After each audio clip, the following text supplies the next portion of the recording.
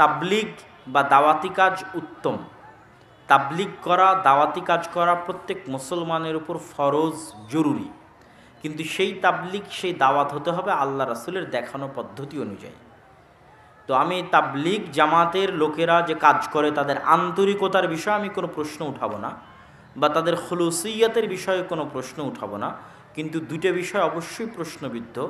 একটা হচ্ছে নির্ধারিত যে ফ্রেম তৈরি করা হয়েছে, ওই ফ্রেমকে একমাত্র লাস্ট ঘোষণা করা এবং ওইটার উপর বিভিন্ন ফজিলত কায়েম করা, যে এত চিল্লা দিলে এই ফজিলত, এই করলে এই ফজিলত, যেগুলো সব বানোয়াট, আল্লাহ রাসূলের হাদিসে নাই, এটা বলা এবং ওটা মনে করে ওটাতে অংশগ্রহণ করা বেদাত।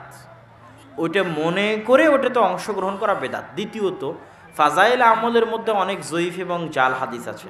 যদিও বর্তমানে হানাফি আলেম ওলামারা ফাজাইল আমলের তাহকিক এবং তাখরিজ করে নতুন একটা সংস্করণ আনার চেষ্টা করতেছে। যদি তাহকিক ঠিক থাকে, ভালো উদ্যোগ, আমি এই উদ্যোগকে সাধুবাদ জানাই।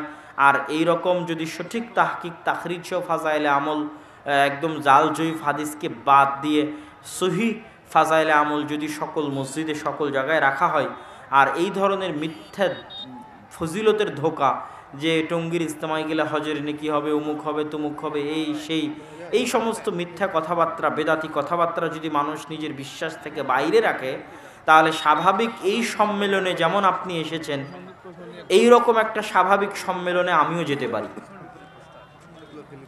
কিন্তু এই স্বাভাবিক সম্মেলনে আসলে এত নেকি হবে, পরপর 3 বছর আসলে এই হবে, পরপর 10 বছর আসলে এই হবে, তারপর আস্তে আস্তে এটাই আসলে হজ হয়ে যাবে, এই মনে করে আসলে তো গুনাহগার হবেন, জাহান্নামে চলে যাবেন।